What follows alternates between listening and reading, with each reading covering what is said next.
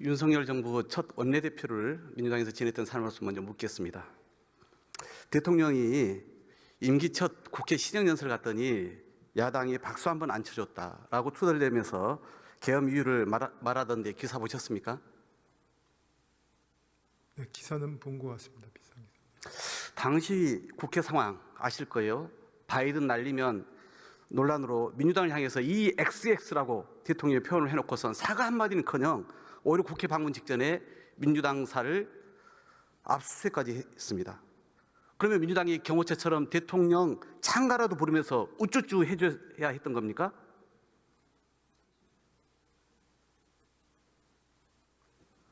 그런데 민주당은 당시에 그래도 외부 차원에서 점잖게 침묵 시위와 보이콧으로 택했습니다.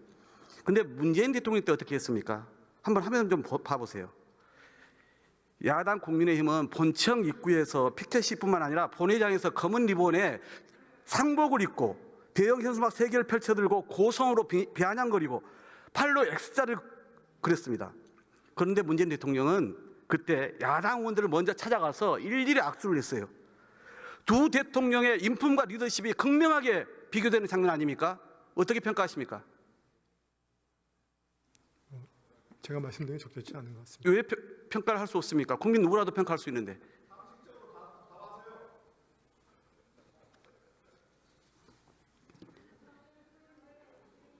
아무리 보기 불편해도 인내하면서 상생과 협치에 손을 내밀어야 되는 게 대통령 숙명 아닙니까? 이건 대응으로서 이야기하실 수 있겠죠.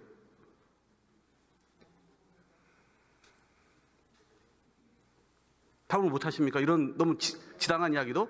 아니 지금 사법 절차하고 헌재 절차가 그 사법 절차하고 이 모습과 무슨 상관입니까? 대통령의 그 발언에 대해서 저는 평가라는 말씀으로는 이해를 하기 때문에 적절치 않다고 말씀을 드리는 겁니다. 일국의 대통령이 얼마나 좀스러운지 그 극치를 이 장면을 통해서 확인할 수 있다고 생각합니다. 계엄 선포 대통령한테 반대했다고 말씀하셨는데 왜 반대했습니까?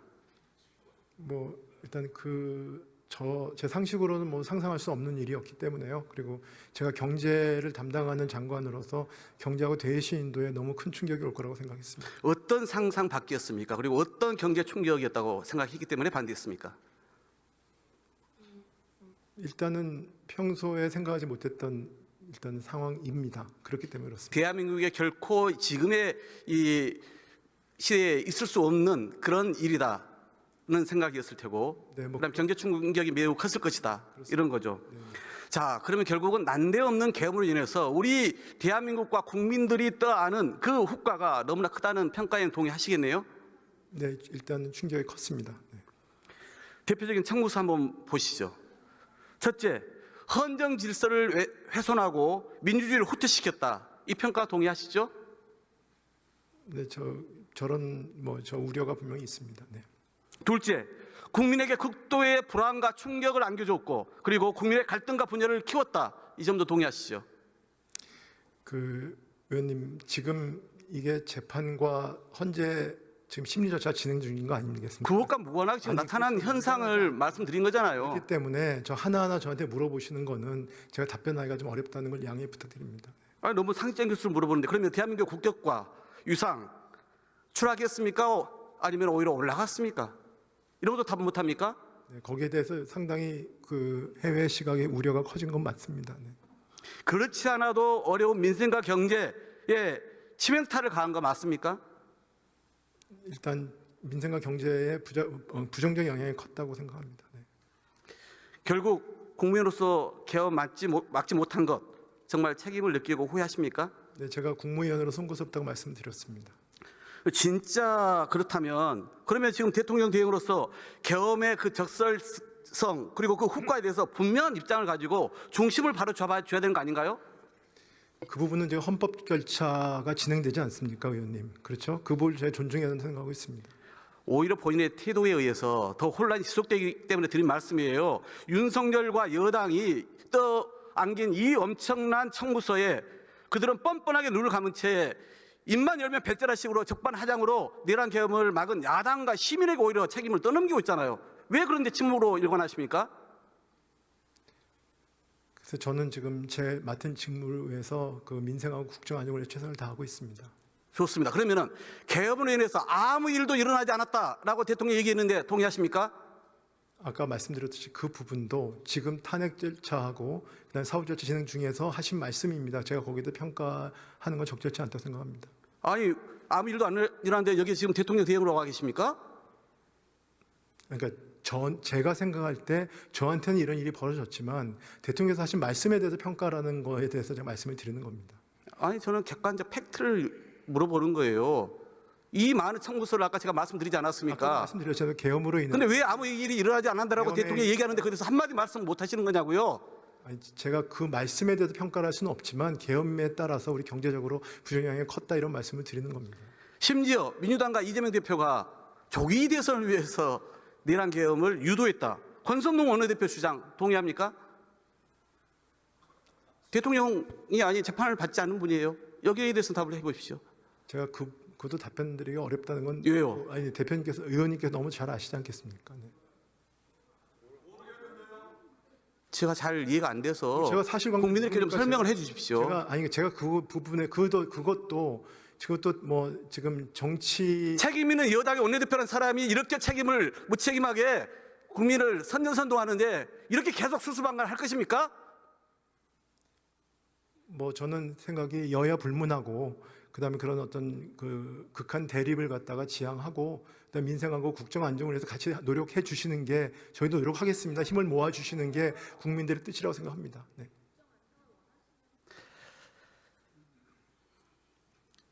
경제수장으로서 지금 이 위기 극복을 위해서 정치적 불확실성을 빨리 해소해야 한다라고 말씀해 오셨죠?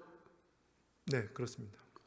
이 불확실성 해소에 그러면 윤석열을 헌재가 파면시켜서 새 정부가 조속히 출범하는 게 더 도움이 됩니까? 아니면 헌재가 탄핵 심판을 장기화하거나 아니면 기각시켜서 극심한 갈등과 혼란이 커져서 또 계엄이 검토되는 상황이 도움이 됩니까? 의원님, 헌법재판소는 그게 헌법에서 가장 최고의 의사결정 기구입니다. 그래서 헌재가 현명하게 절차를 진행시킬 거라고 저는 믿습니다. 그런데 그 부분에 대해서 가정을 갖고 저한테 질문을 국회에서 하시면 제가 답변이 어렵지 않겠습니까? 가정이 아니라 두 개에 대해서 각각 말씀을 해보시면 되죠. 그러면 아니, 그건 적절치 않다고 생각합니다. 제가 답변 드릴게요. 하여튼 헌법과 법률에 따라서 헌재가 현명하게 판단할 거라고 기대하고 있습니다. 김용현 전 장관 서부지법 폭동 일으킨 30명한테 영칭을 보낸 거 기사 보셨죠? 그건 못 봤습니다. 저는. 야, 신문을 진짜 안 보시나 보네.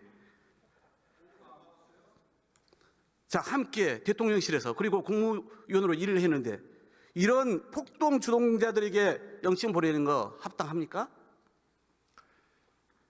일단은 그 일은 뭐 다시 나서는 안 되는 그런 불행한 사태라고 생각하고 있습니다. 그래서 엄정 대응을 하고 있습니다. 제 질문을 피하시네요. 답변을. 이게 상식적이냐고요. 일국 국방부 장관 국무위원을 함께 했던 사람이 폭동범들에게 돈을 보내는데 그게 문제가 없습니까? 아니 의원님 그 어떤 개인이 어떤 개인한테 영치금을 드린 게 물론 개인적으로 판단할 수는 있지만 제가 권한 대행으로서 국회에 와서 그렇게 잘했다 잘못했다 말씀드릴 수 있는 상황은 아니지 않습니까?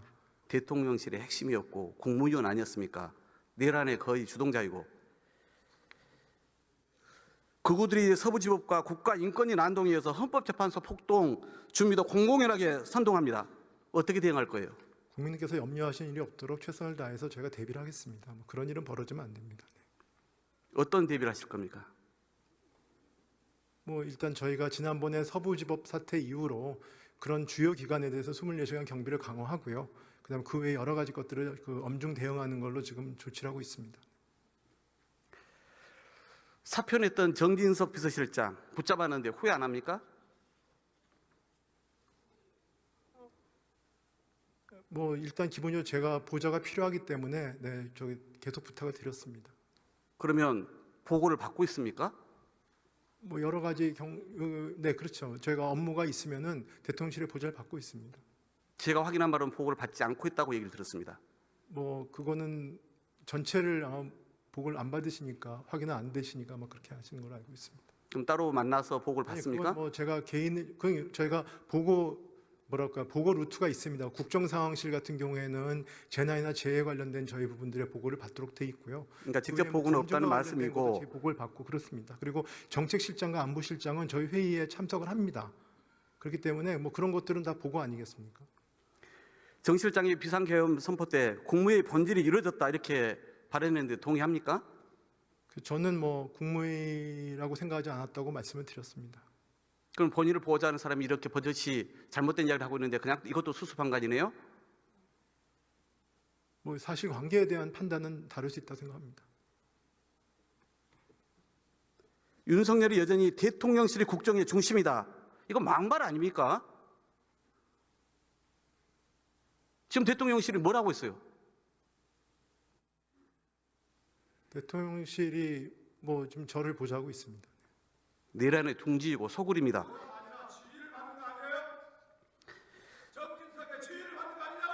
최대행이 주재한 국무회의는 정작 비서실장은 참석도 안 하면서 대통령실 명의로 야당 고발하고 대국민 호소 발표하고 구치소 첫 면회까지 가는데 사전에 보고 받았습니까? 제가 그런 건 보고받지 않습니다. 네. 그냥 비서실이 알아서 하게 그냥 놔두면 됩니까?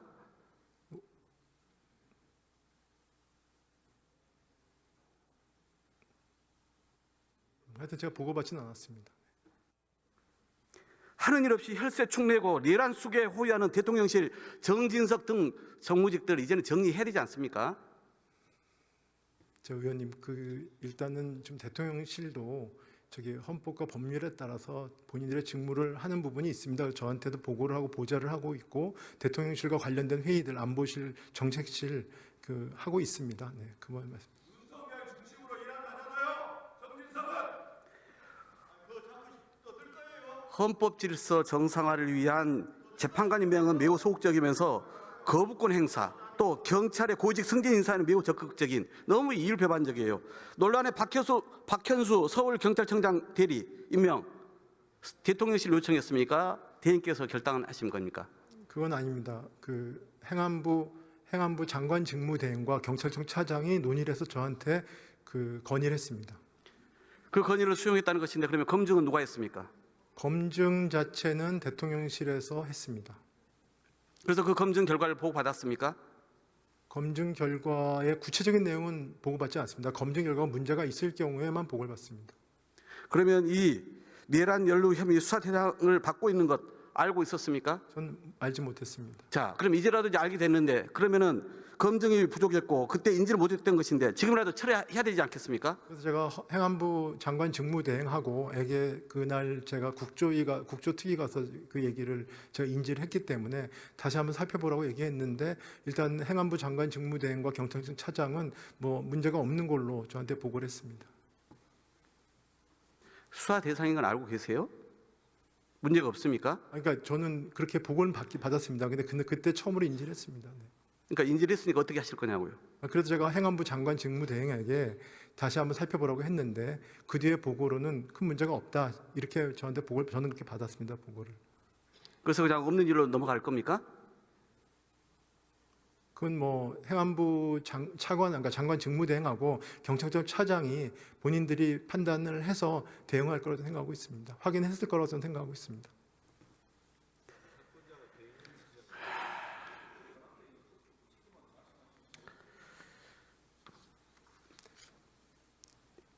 국회 예산 삭감이 비상계엄의 요건이 됩니까? 예산 삭감에 대해서는 저는 그때 상당히 유감을 표명했고 안타깝다 말씀드렸지만 그게 뭐 그렇다고 생각은 개인적으로 하지 않습니다. 그럼 지금 이제 화면에 나오는 이 대통령이 언급했던 예산 감액 내용 이거 사실관계 잘못된 게 있다. 해명 자료를 놓쳤다. 기재에서 분명히 제게 이렇게 말씀하셨잖아요. 그런데 왜 그 이후에도 기재부는 이 해명 지시를 하지 않습니까? 글쎄 저도 사후적으로 보니까 뭐 그러니까 사실관계 잘못된 게 있는데요. 뭐 필요하면 저희가 말씀을 드리겠습니다. 지금이라도 대행이 예산 감액에 국정 마비를 상쾌했다는 그 주장에 대해서 명확히 선을 그어야죠. 국회가 군관부 처우 개선비 제동 그런 거 아니다. 아이돌보험 지원 수당 일방 삭감하지 않았다. 이렇게 해명해야 되는 거 아닙니까? 사실 이날 말씀은 전부 다가 아니고 그냥 일부 그렇다는 말씀을 드렸고요. 뭐 그런 부분들이 있으면 그렇게 하겠습니다. 대행이 이전에도 지금도 이걸 바로 안 잡으니까 여전히 윤석열 의원은 예산 삭감 탓에 국정이 마비돼서 무거운 책임감으로 개문했다 이런 망상과 궤변을 늘어놓고 있는 거 아닙니까?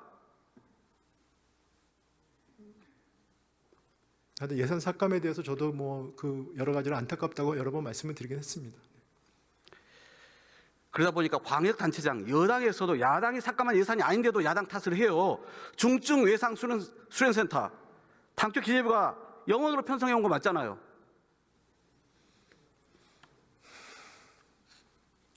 민주당 탓입니까? 네, 제가 확인해 보겠습니다.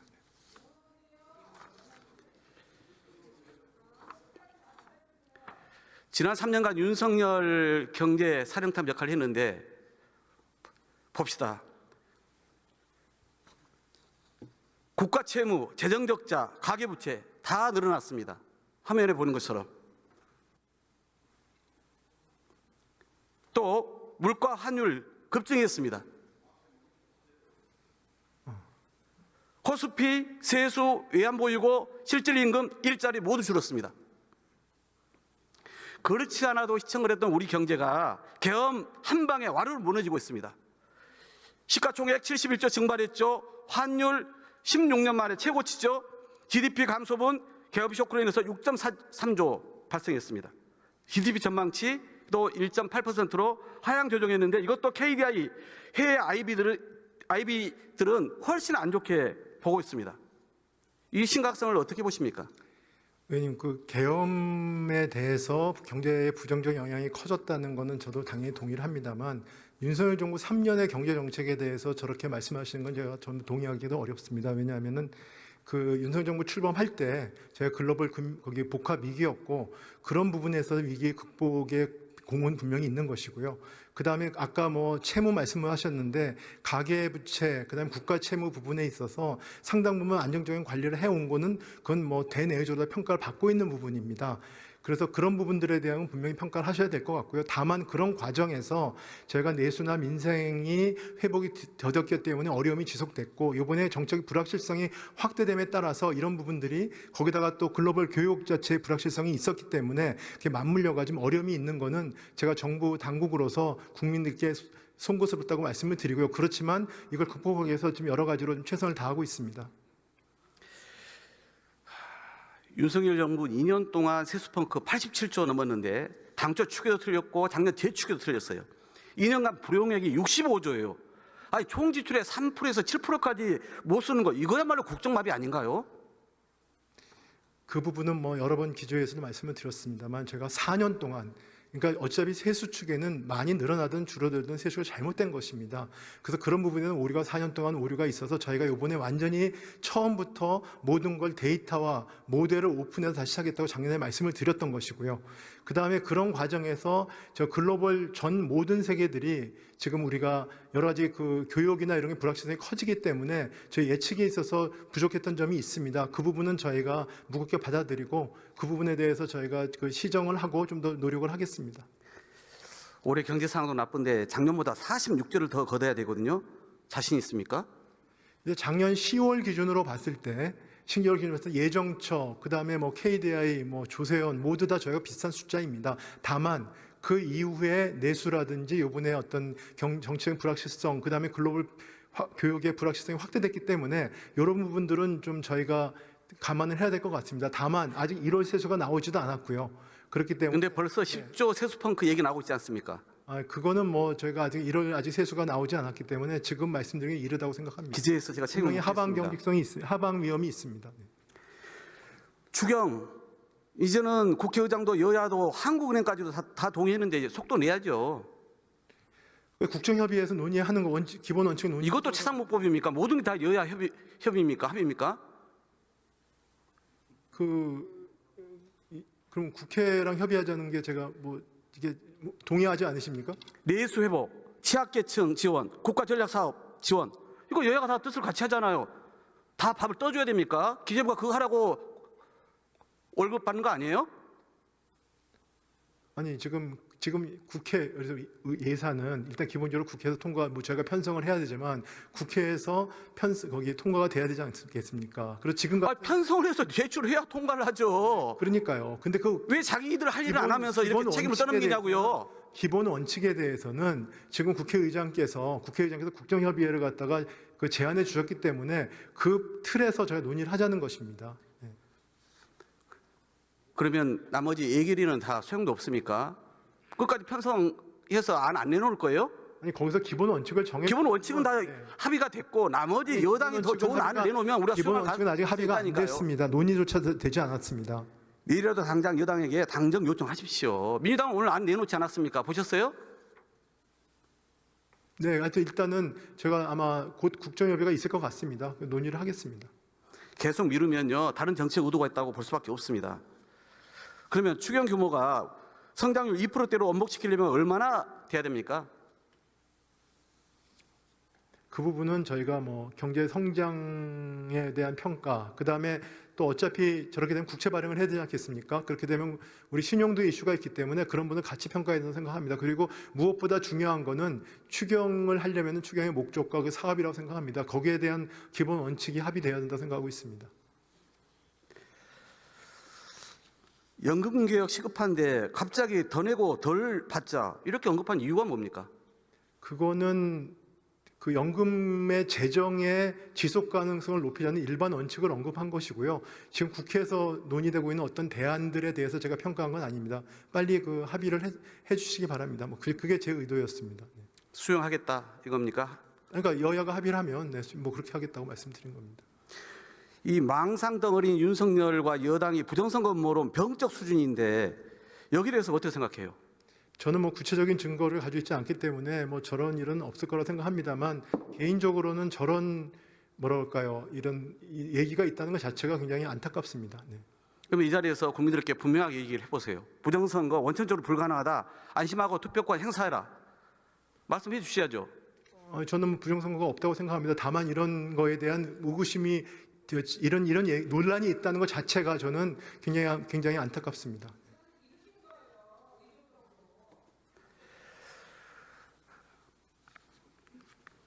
홍범도 장군 등 독립투쟁 영웅들의 흉상 이전 알고 있습니까? 네, 알고 있습니다. 이제 그만 소모적인 논란 접으시죠. 그럼 뭐 제가 한번 챙겨보겠습니다. 제가 그것까지 지금 챙기지 못하고 있습니다. 흉상 한치도 옮기지 않겠다고 분명하게 입장을 밝히시 바랍니다. 들어가 주셨습니다. 네.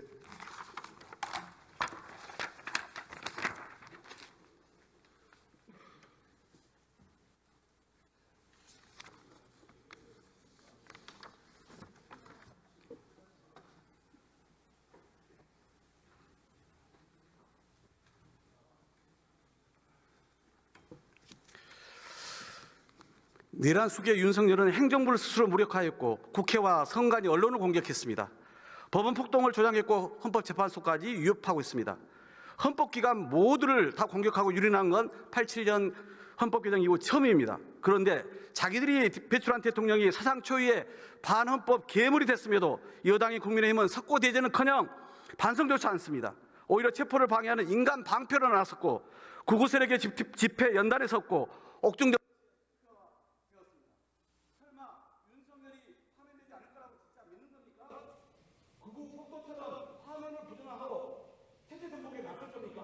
들어가세요 빨리. 그러면 조기 예정이 생겨도 후보를 내지 않겠어요? 국힘이 합리적 보수라는 거 다시 말하면 이제 윤석열과 합리적하십시오. 국민 앞에서 사과하십시오. 진심으로 드리는 충고입니다. 선거를 개최하는 게 아니라 각국 당사자들 또한 무한 책임을 느끼십시오. 선거 질서와 민생 경제 회복에만 원인을 쏟기 바랍니다. 정책위에서 고맙습니다.